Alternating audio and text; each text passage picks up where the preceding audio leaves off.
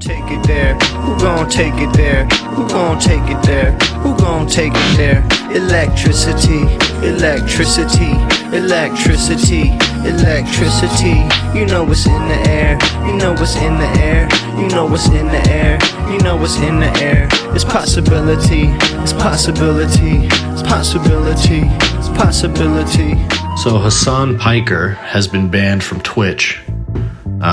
We don't know for how long yet. He has addressed it, that he got banned. He addressed why. He said that it was a misunderstanding, but he did apologize for what he said that caused him to get banned. So we will dig into all that and the details of how this happened. I don't think it's necessary to play any clips here because I think it's pretty straightforward what happened. He, on his stream, was reacting to Speaker of the House Mike Johnson, who was talking about Medicare fraud and I guess Medicaid fraud. And he was saying that they're not going to cut Medicaid and Medicare. They're only going after fraud and waste and abuse. This was, his pitch on TV to say we're not going after programs that people care about that are notorious third rails in politics, but we are going after fraud and waste. And this is the same thing that Elon has been saying about what he's doing with Doge. Now, obviously, fraud, waste, and abuse. Between those three words, it could be anything. If you just say fraud, that's a very specific definition. And people have pointed out that there are no charges happening anywhere in terms of fraud that occurred within the government, within Medicare, any of these agencies that are being supposedly audited by Doge. Fraud accusations have not come up anywhere. They have random numbers that they can circle or point out and say, this is waste, this is a program we don't like, this is a program we don't understand, etc. But they have not found any actual fraud. And honestly, I don't even know that they found any waste. I don't buy it. I think only in the sense that they found programs that Elon and Donald Trump don't think the government should be doing. Then yes, I believe that they threw that out on the premise that it's waste. And, people have pointed out that like some of these scientific programs that are funded by the government are like, studying insects, studying animals, studying slugs, things like that. And right-wingers point to that and they say, wait, why are we studying, frogs running on a treadmill? Which would be pretty funny, honestly. And I'm fine with my tax dollars going towards that. But the reason we're funding frogs running on a treadmill is because things like that, experiments and studies like that, can lead to medicines and important breakthroughs. That's the type of science that needs to be getting funding because it can lead to incredible leaps and bounds in science and all types of innovation. But it's not going to happen unless money is put into this research that needs to be done, because just like most things that government is used for, it's not profitable. You have to invest in it in order to get in any type of return. And sometimes that return is in the greater good of society. Another example of this would be the internet or space travel, things that people like Elon Musk benefit from very much. So anyway, the point is Mike Johnson was talking about Medicare fraud, and he was saying that's the only reason we're going in there. And Republicans, they've been saying this for years. That's always their thing because they know that they're not supposed to touch Medicare and Medicaid, but they always want to do it anyway. So they got to try to figure out, semantical ways to go about it. So Hasan Piker points out that they're not going after fraud. They're just trying to cut people off. And if they were trying to go after fraud, they would, in his words, kill Rick Scott, because Rick Scott is responsible for one of I think the largest Medicare or Medicaid fraud in history. Billions of dollars defrauding the U.S. government and, in effect, the American people, the American taxpayer, of billions of dollars. Rick Scott, central figure in the Republican Party.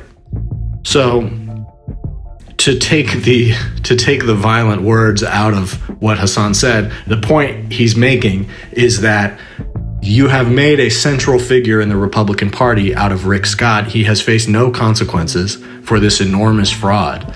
And if you're going to claim that fraud is what you care about, and that's what you're trying to cut in the program, and then you're elevating a guy like Rick Scott, that tells everybody, that tells all of us who are paying attention, that what you're actually talking about cutting is not fraud. So that was the point Hasan was making. It got lost in the fact that he called for the murder of a sitting senator.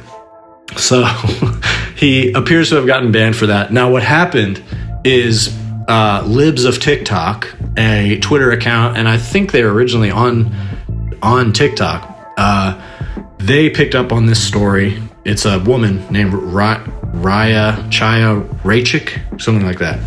And she's become pretty notorious in right-wing circles because she runs this account where essentially what it started as is exactly what it says, Libs of TikTok, taking clips of like liberals, trans people, whatever, things that were supposedly cringe on TikTok and blasting it out to a right-wing audience to essentially shame people and say, look how ridiculous this person looks, or look how horrible this is. And then it became darker because I think Chaya realized that the thing that was getting the most engagement is trans people. And anytime that she would target a trans person, somebody who does not have a traditional look about them or does not fit neatly into gender roles and gender expectations, when she targeted those people and their videos on TikTok, she would get much more engagement, much more anger. People would be much more exercised by those images. And so she started leaning into that more, and essentially this Libs of TikTok thing became just a way to stalk and harass and threaten trans people, because she would post videos of what they were doing in their personal lives, or sometimes they would be teachers, and the implication would be that these trans people are corrupting our children or whatever. And every time she did that, it would cause huge amounts of people to target this person, because oftentimes she would post their name or post the school that these people work at, or whatever, the hospital that they work at, and it would result in a ton of harassment, death threats, bomb threats, all kinds of things like that. So when Chaya Raichik realized that she could do that, she continued doing it and turned this popular right-wing touch point, that it first started as a way to literally make fun of liberals, and to now what the words Libs of TikTok mean is like this targeted harassment, this weaponized social media account. It probably is a series of accounts that are extremely effective at targeting specific people and specific institutions, like I said, like hospitals or schools, and causing them to receive death threats and bomb threats.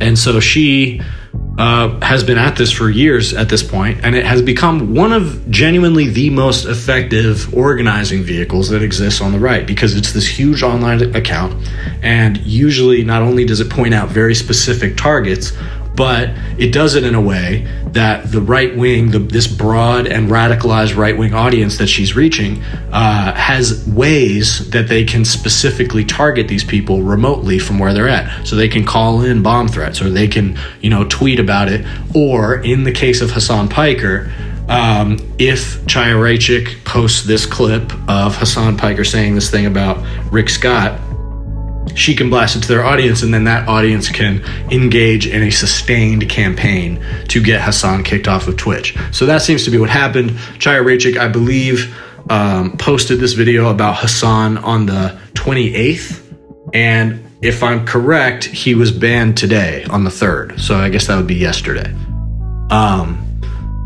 So, there was a few days that passed, and Chaya Raichik was able to effectively bring attention to the fact that Hasan said this, and it seems to have led to him getting banned. We'll see. Like I said, Hasan has done this before. He's gotten banned before for things that he said, and we don't know how long this is, and Hasan didn't mention how long it is either, so they might not have told him. They may be reviewing it. Hasan is a really controversial dude. I mean, I agree with most of his takes. I think he's a pretty good communicator. I think his audience is incredibly valuable, and the cross-section of audience that he has been able to build, of like a lot of the young type of people that are on Twitch, a lot of, older guys who might be a little bit more like meatheads into exercising and that sort of thing. The fact that he has a masculine side to his audience, and he also has a lot of women in his audience and different types of people. That's very valuable. His ability to attract a broad spectrum of people and communicate left-wing ideas, including a lot of people who aren't traditionally into left-wing ideas, but might relate to Hasan more on the working out side or whatever. Not to say that he focuses on that too much, but I do think that influences his audience to an extent that is positive for the left, because there's people who listen to him because they don't feel like there's a lot of other people on the left that represent their lifestyle and represent an example of positive masculinity, or whatever you would want to call it, a positive and masculine approach to left-wing politics. I think that that's what a lot of people get out of Hasan, and so I appreciate him for that. But I also think that he says pretty stupid things sometimes, and he's not good at really admitting when he said something like really bad. Like in this case, I don't fully object to the sentiment of what he said, but he kind of has defended himself by saying that the context makes it different, and that wasn't exactly what he was saying. He was just saying that if the Republican Party cared about Medicare fraud, Medicaid fraud, then they wouldn't prop this guy up, they would have punished him, something like that. Saying they would kill him is just a hyperbolic way of saying that. And look, I almost want to buy that, except for the fact that saying they should him is such a specific thing. Like if he said he should be in jail, that's a 100% accurate statement. That's what he should have said. Obviously he recognizes that now. He's admitted that now, but he does. I mean, I think maybe he could go a little bit further to recognizing that, like, it is a call to violence. I mean, pretty straightforwardly. And it's possible that he only said that as like a slip of the tongue, that he literally did not mean to do that, but he still did. I mean, saying that the context explains it away isn't really doing it for me. So, that being said, I don't particularly care.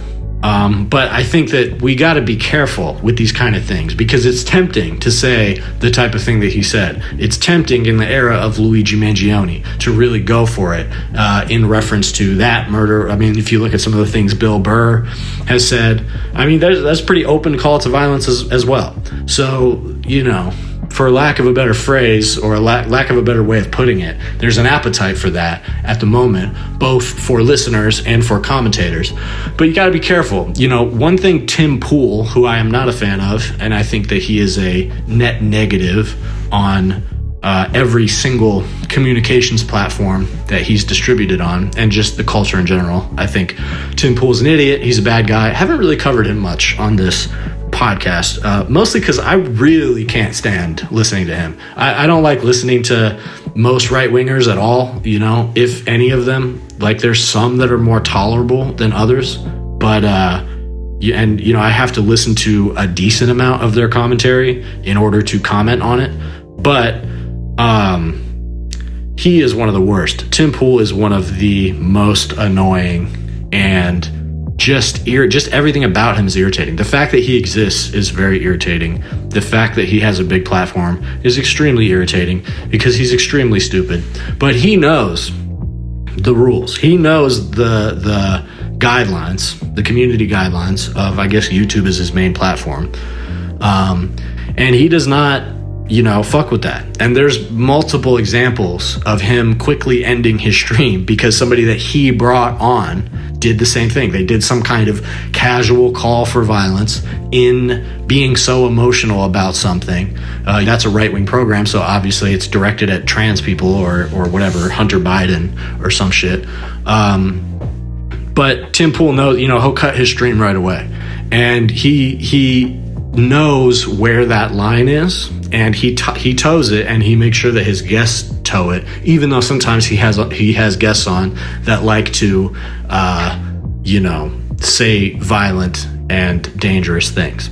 And so there's a reason that Tim Pool has developed that reflex and that ability to keep people. I mean, he invites these like lunatics on his platform, but then, you know, he knows he has to have his finger on the trigger in order to cut the stream if they say something out of line. So, you know, there has to be a little bit of awareness on the left that, like, if we say things that give them a reason to shut us down, they're going to, especially going into this administration. Like, 100%, this is the kind of thing that commentators are going to be targeted over, especially what Hasan said.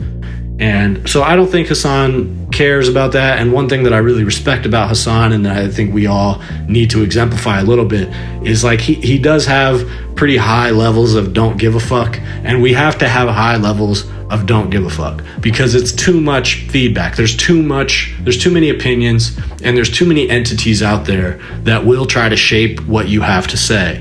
And so we got to be open to criticism, and also able to unapologetically talk our shit, you know. And I think Hasan's good at that, but there are consequences to it. And there are times where this has happened in the past. He said some pretty gnarly shit about Israel before that I think has gotten him banned, which, again, that's pretty cool. And also, I think the most famous one is he said that America deserved 9/11.